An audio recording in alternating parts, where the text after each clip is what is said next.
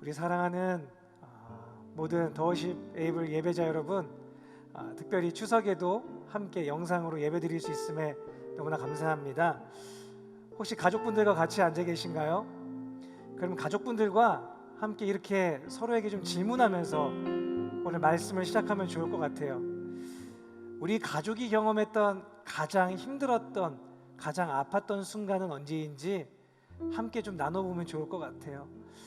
그냥 나 혼자 말고 나와 또 우리 부모님과 또 우리 자녀들과 우리 가족이 같이 힘들었던, 어찌 보면은 재난의 순간, 가장 힘들었던 그 순간을 오늘 추석 명절이니까 한번 이야기하면 해보면 좋을 것 같아요. 저희 가족은 가장 힘들었던 순간이 언제냐라고 한다면은 저희의 기둥 같던 아버지가 갑자기 쓰러지셨던 거였어요. 그냥 쓰러지고 다시 일어나시면 참 좋은데 한쪽 반쪽이, 정확히 반쪽이 마비가 되어서 잘 걸을 수 없고 잘 움직일 수 없고 잘 말할 수 없었던 그 힘들었던 우리의 가족의 순간이 있습니다. 그때를 떠올리면 좀 눈물의 순간이 되는 것 같아요. 혹시 여러분의 가정에도 혹시 그런 아픔들이 있으십니까? 그런 힘든 일들이 있으셨나요? 그럼 또 하나 질문을 한번 해볼게요. 그 끔찍했던 그 힘든 시간을 지나시면서 여러분들은 무엇을 깨달으셨습니까? 그 아프고 힘들었던 우리 온 가족이 눈물을 흘리면서 지났던, 지금은 웃고 있지만 그 힘들었던 시간을 지나면서 여러분들이 지금 깨닫고 있는 것은 무엇입니까? 우리나라가 우리 가정을 뛰어넘어 우리나라에 참 큰 일들이 많았어요.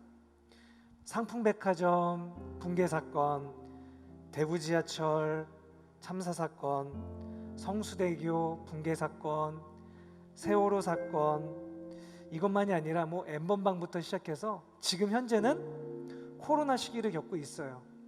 여러분 다 기억하시나요? 이 수많은 재난들? 우리가 그 재난들을 통해서 그 순간에는 뭔가 좀 깨달았던 것 같은데 되돌아보면 지금 우리는 무엇을 깨닫고 있나요? 아니 당장 코로나 9개월 지나가면서도 우리에게 어느새 감감해지는, 그렇게 가슴으로 와닿지 않는 이 순간들을 지내시면서 지금 여러분들은 이 순간들을 어떻게 지나고 계신가요? 오늘 요엘은 함께 요엘서를 나눌 건데, 요엘은 우리들에게 이러한 재난과 이러한 고난과 이 아픔 속에서 우리가 항상 기억하고 상기해야 될 것을 가르쳐주고 있습니다. 그러면 요엘 시대 때는 어떤 일이 일어났을까요? 우리 사진 하나 보여주시겠어요? 바로 이겁니다. 저는 안 보이네요. 바로 메뚜기 사건이죠. 메뚜기 떼가 이스라엘을 다 뒤덮은 거예요. 여러분, 메뚜기 떼가 와서 모든 걸 먹으니까 먹을 게 있을까요, 없을까요? 없습니다. 가난해지죠, 빈곤해지죠. 이때 이 고난으로 힘들어하는 이스라엘 백성들을 더 깊이 있는 의미를 던져주더라고요. 우리 요엘서 1장 4절을 함께 읽습니다. 시작. 팥중이가 남긴 것을 메뚜기가 먹고 메뚜기가 남긴 것을 느치가 먹고 느치가 남긴 것을 황충이 먹었도다. 이스라엘 백성들에게 메뚜기 떼라는 그 어려움, 재난이 왔습니다. 그들이 원해서도 아니고 정확히 표현하면 천재지변이에요. 그런데 오늘 이 말씀에서 1장 4절에 아까 우리가 읽었듯이 메뚜기 한 종류를 얘기하지 않더라고요.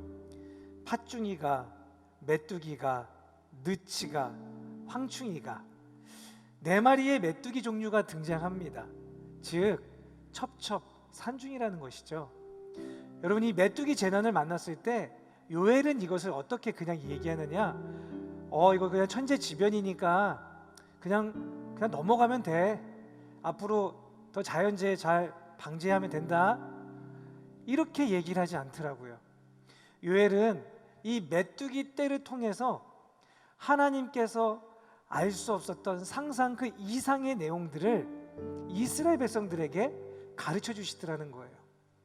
그 내용들이 무엇이냐? 첫 번째, 그 메뚜기 떼는 바로 인간들의 죄의 결과물이라는 거예요. 그냥 메뚜기가 한순간에 많이 때가 생겨서 그것이 우리를 힘들게 한 것이 아니라, 그 메뚜기 떼라는 것은 인간의 탐욕, 인간의 욕망, 인간의 절제하지 못하는 삶들, 죄의 결과물로 인해서 우리의 인생에 주어지고 있더라는 것이죠. 그러니 매 순간, 아, 그렇구나, 이런 자연재해, 수많은 우리의 인생에 벌어지는 문제들을 보면서 우리가 죄인이구나, 이걸 깨닫는 인생이 되라고 그 문제들을 우리에게 허락하신다는 거예요. 코로나가 있습니다. 여러분의 가정에 어려운 일들이 있었습니다. 여러분, 우리 그거 보면서 뭐라 그래요? 끊임없이 그 상황을 탓하게 됩니다. 아니죠. 우리는 거기서 해야 될 것은 무엇이냐? 우리가 죄인이라는 사실을 먼저 깨달아야 돼요. 아, 내가 하나님과의 관계가 깨졌기 때문에 이러한 일들이 벌어지고 있구나. 우리 사람들이, 우리 인간들이 하나님과의 관계가 깨졌기 때문에 이런 일들이 벌어지고 있구나.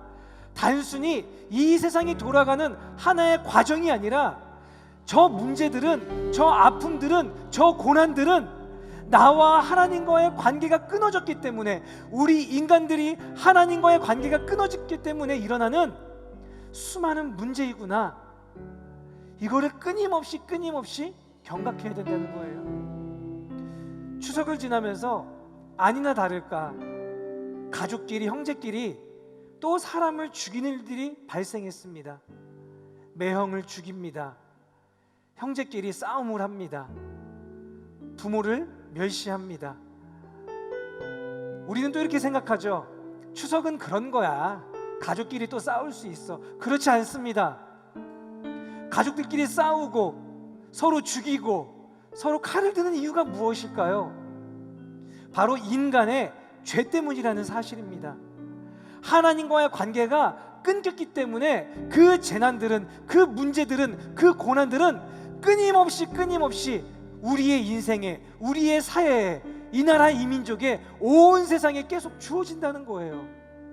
그래서 요해에서는 이 메뚜기 떼 재앙을 보면서 그냥 있구나가 아니라, 우리가 죄인이구나, 우리가 은혜 없이는 살 수 없구나, 우리가 하나님과 벌어지는 그 순간 우리에게는 이러한 문제들 속에서 살 수밖에 없구나, 이렇게 가르쳐 주더라고요. 그런데요, 요에서는 이것만 끝내는 게 아니라 더 중요한 두 번째 얘기를 해줍니다. 바로 그것이 무엇이냐? 우리 요에서 2장 1절에서부터 2절까지의 말씀을 한번 같이 읽어볼까요? 함께 읽습니다. 시작. 시온에서 나팔을 불며 나의 거룩한 산에서 경고의 소리를 질러 이 땅 주민들로 다 떨게 할지니 이는 여호와의 날이 이르게 됨이니라. 이제 임박하였으니 곧 어둡고 캄캄한 날이요 짙은 구름이 덮인 날이라. 새벽빛이 산꼭대기에 덮인 것과 같으니 이는 많고 강한 백성이 이르렀음이라. 이와 같이 옛날에도 없었고 이후에도 대대에 없으리로다. 아멘. 여러분, 요엘은 무슨 얘기를 하느냐? 이 메뚜기 떼 재앙을 이야기한 다음에 이 재앙이 여기서 끝이 아니라 이것보다도 더 크고 너희가 상상할 수 없는 더 힘들고 더 아픈 마지막 여호와의 날의 심판의 때가 다가올 거라는 것을 가르치고 있어요. 우리 사랑하는 예배자 여러분, 코로나가 끝이 아닙니다. 코로나보다 더 무섭고, 코로나보다 더 크고, 코로나보다 더 강력한, 더 말도 안 되는 것이 마지막 우리의 심판 때에 주어질 것을 여러분 기억하시기 바랍니다. 두려워하셔야 돼요. 무서워하셔야 돼요. 그냥 단순히 코로나 이거 빨리만 요것만 넘기자, 2020년 3만 넘자라고 외치고 계신 여러분, 아닙니다. 이것은 이제 시작입니다. 이것보다 더 크고 더 강력한, 우리가 상상하지 못했던 여호와의 날이 임할 것이라고 요엘은 가르치고 있어요.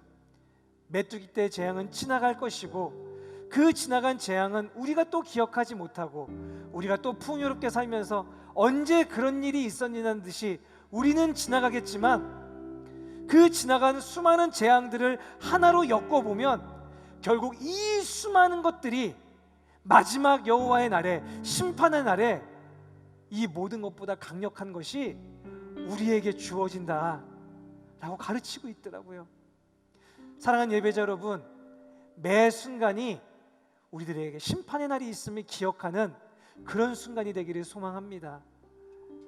우리가 두려워 떨는 삶을 살아야 될 줄 믿습니다. 행복하고 기쁘고 즐겁고 웃을 수 있는 순간들이 많이 있지만 그 웃으면서도 행복하면서도 잊지 말아야 하는 것은 심판의 때가 언제 어떻게 우리에게 다가올지 모른다는 사실입니다. 우리 사랑하는 예배자 여러분, 요엘은 이 메뚜기 때 재난과 그 이후에 있을 최후의 심판의 그 이야기를 연결해 나가면서 이 문제를 어떻게 해결해야 되는지에 대한 답까지 주더라고요. 근데 사랑하는 성도님들, 특별히 예배자 여러분, 솔직히 말씀드리면요, 저는 이 최후의 심판 얘기를 하는데 전혀 가슴에 와닿지가 않는 거예요. 혹시 듣는 여러분들도 그러지 않으십니까? 그 최후의 심판이 뭐? 난 예수 믿고 어차피 구원 받았는데 왜? 저희 오늘 가족 모임을 했는데 저 이모부 목사님이 저희한테 그러더라고요. 승호야, 목사가 제일 먼저 해야 되는 게 무엇인 줄 아니? 성도를 가르치기 이전 두렵고 떨리는 마음으로 너의 구원을 이루어 나가야 돼. 사랑하는 성도님들, 특별히 예배자 여러분, 우리에게 주어지는 일 하나하나, 재난들 하나하나, 그것은 사실은 큰 의미가 없습니다. 시간이 지나면 잊혀지니까요. 마지막 심판은 우리가 어떻게 해결할 수가 없습니다. 우리의 능력으로, 우리의 힘으로, 우리의 재능으로, 우리가 쌓아온 공덕으로 그 심판의 문제를 해결해 나갈 수가 없다라는 거예요. 우리는 심판을 잊으며 살아갑니다. 오늘 하루 코로나 때문에 월세를 내지 못하고 우리 아이들 고기 반찬 못 먹고 우리가 사고 싶었던 물건을 사지 못하고 우리가 누려야 되는 수많은 혜택들을 누리지 못하는 것에 대한 불편 때문에 원망과 불평을 하지만 실제로 이것보다 더 큰 심판이 올 때를 우리는 잊으면서 살아갑니다. 저부터 잊으면서 살아갑니다, 여러분. 사실은 이 말씀을 바꾸고 싶었어요. 그래서 간사님한테 다른 본문을 드렸었어요. 추석 모임 하는데 이 말씀이 맞는가? 심판 얘기를 하는 게 맞는가? 너무 바꾸고 싶더라고요. 근데 사랑하는 우리 예배자 여러분, 심판을 반드시 여러분의 삶에, 우리의 삶에 찾아오게 되어 있습니다. 그러면 요엘은 이 심판을 어떻게 피하라고 우리들에게 가르쳐 줄까요? 우리 요엘서 2장 12절에서부터 13절의 말씀을 한번 같이 읽어볼까요? 함께 읽습니다. 시작. 여호와의 말씀에 너희는 이제라도 금식하고 울며 애통하고 마음을 다하여 내게로 돌아오라 하셨나니 너희는 옷을 찢지 말고 마음을 찢고 너희 하나님 여호와께로 돌아올지어다. 그는 은혜로우시며 자비로우시며 노하기를 더디하시며 인애가 크시사 뜻을 돌이켜 재앙을 내리지 아니하시나니. 아멘. 여기에 하나님의 마음이 담겨져 있습니다. 옷을 찢지 말고, 회개하는 척하지 말고, 눈물 흘리는 척하지 말고, 그 의미 없어. 그렇게 하지 말고 너의 마음을 돌이켜서 나 하나님을 찾으라는 겁니다. 그래서 회개의 첫 번째가 어떤 의미를 갖느냐? 하나님과의 관계를 재정립하는 시간입니다, 여러분. 하나님이 나의 아버지가 되시고 내가 하나님의 자녀가 되는 것, 이런 관계를 다시 한번 온전히 회복하라는 거예요. 이런 관계가 온전히 회복된 그 사람은 심판이 와도 문제가 안 된다는 것이에요. 근데 우리는 살아가면서 하나님과의 관계는 자꾸 뒷전이 됩니다. 그리고 어떤 중요한 순간에, 어려운 순간에 하나님과 우리와의 관계만 회복하려고 해요. 이 말씀을 언제 제가 느꼈냐면 이 추석을 통해서 깨닫게 됐어요. 여러분, 제가 부모님이랑 나름대로 자주 연락을 해도요, 부모님께 인사드리러 가는 건 한 달에 한 번, 두 달에 한 번 가더라고요. 잘 안 가요. 전화도요, 옛날에 신혼 때는요 일주일에 한 번씩 했어요. 근데 결혼하고 바쁘다는 이유로 연락을 잘 안 하더라고요. 그리고 명절이 되어서야 찾아가서 밥 먹고. 그런데 여러분, 오랜만에 찾아뵈니까 할 얘기가 뭐가 있겠어요? 쭈뼛쭈뼛 앉아서 얼굴 쳐다보다가 한 3시간 뒤에 저 일 있어서 먼저 갈게요. 그렇게 되더라고요. 여러분, 이게 온전한 관계입니까? 이게 오늘 하나님과 우리의 관계에 너무 비슷하지 않아요? 큰 문제는 없는 것 같아요. 근데 그렇게 친하진 않더라고요. 여러분, 이 관계를 재정립하셔야 됩니다. 회개라는 것은 하나님과 내가 항상 친한 거예요. 여러분, 예수님께서 이 땅에 오셔서 수많은 사역을 낮에 밤에 열심히 하십니다. 그런데요, 새벽이랑 늦은 저녁에 꼭 하시는 게 있어요. 그게 무엇이냐? 기도예요. 우리 예수님 왜 그 순간에 계속 기도하셨을까요? 바로 그 기도가 아버지와의 관계를 계속 회복하는 일이었거든요. 그러니까 우리 예수님은 아무리 바쁜 그 순간에도 하나님 아버지와 이 관계를 놓친 적이 없더라는 거예요. 우리 사랑하는 모든 예배자 여러분, 우리의 삶에 수많은 어려움이 왔고 이 어려움을 통해서 심판이 있다는 걸 깨닫는 여러분, 우리가 하나님께로 돌아가서 가장 먼저 하는 것, 회개의 첫 번째 의미가 바로 무엇이냐? 하나님과 이 관계를 끊임없이 매 순간 힘들 때만 아니라, 어떤 특별한 순간만이 아니라 매일매일 하나님과 우리와의 관계가 끊임없이 만들어져야 된다는 거예요. 두 번째, 회개한다는 것의 의미 두 번째는 무엇이냐? 바로 새 영의 역사의 시작을 깨닫는 것이에요. 여러분, 새 영의 역사의 시작이 무엇이냐? 요엘은 이렇게 얘기합니다. 우리 요엘서 2장 28절에서부터 32절의 말씀을 함께 읽습니다. 함께 읽습니다. 시작. 그 후에 내가 내 영을 만민에게 부어주리니 너희 자녀들이 장래일을 말할 것이며 너희 늙은이는 꿈을 꾸며 너희 젊은이는 이상을 볼 것이며 그때 내가 내 영을 남종과 여종에게 부어줄 것이며 내가 이적을 하늘과 땅에 베풀리니 곧 피와 불과 연기 기둥이라. 여호와의 크고 두려운 날이 이르기 전에 해가 어두워지고 달이 핏빛같이 변하려니와 누구든지 여호와의 이름을 부르는 자는 구원을 얻으리니 이는 나 여호와의 말대로 시온산과 예루살렘에서 피할 자가 있을 것이며 남은 자 중에 나 여호와의 이름을 받을 자가 있을 것임이니라. 아멘. 바로 우리가 하나님과의 관계를 열심히 회복해 나가는 그 사람 마음 안에 누가 계시느냐? 바로 성령이 계신 거예요. 바로 이 성령께서, 새 영께서 그 수많은 어렵고 힘든 재난의 순간에서 어떤 일을 해나가시느냐? 우리가 상상하지 못한 하나님의 크고 놀라운 비밀들의 일들을 보여주시고 말씀하시고 그 힘든 상황 속에서도 살아갈 이유야 목적을 확실하게 보여주시면서 한 걸음씩 걸어나갈 수 있는 놀라운 은혜를 주신다는 거예요. 그리고 그 사람들마다 여호와의 이름을 부르고 구원의 놀라운 능력을 체험하는 삶을 살게 해나가신다는 겁니다.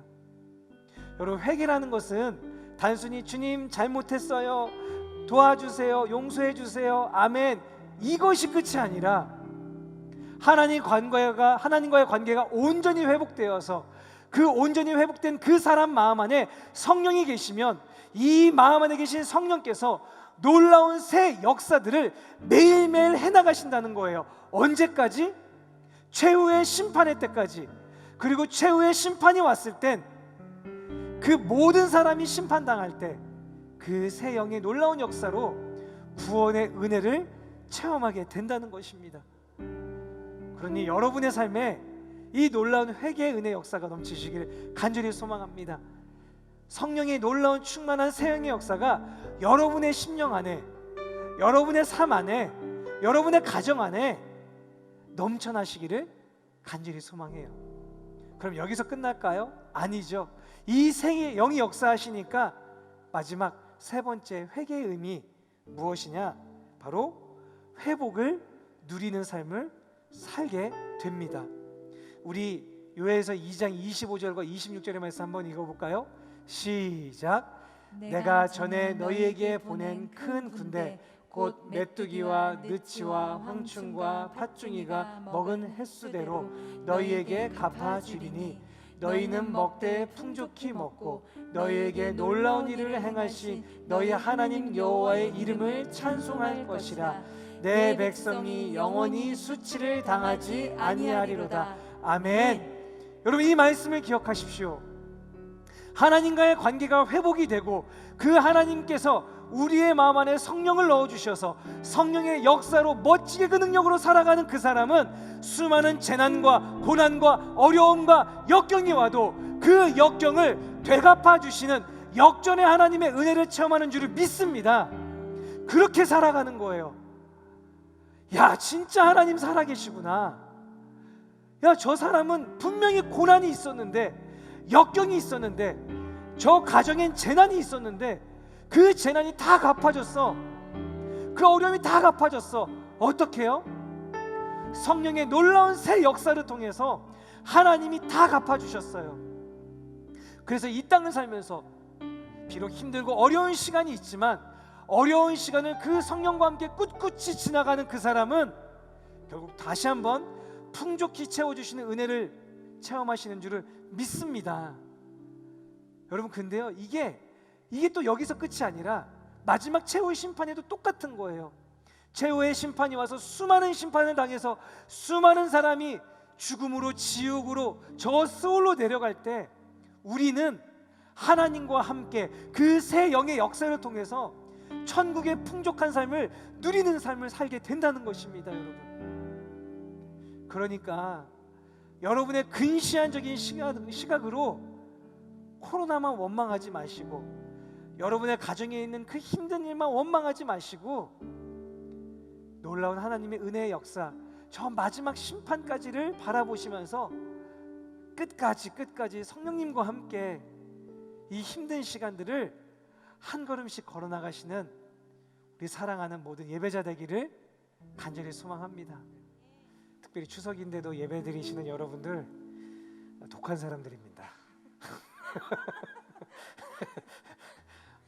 여러분들 아마 하나님이 여러분 예배드린 여러분 보면서 그래, 니네가 나랑 이렇게 깊은 관계를 맺고 싶어 하는구나, 아마 기뻐하실 거라 생각합니다.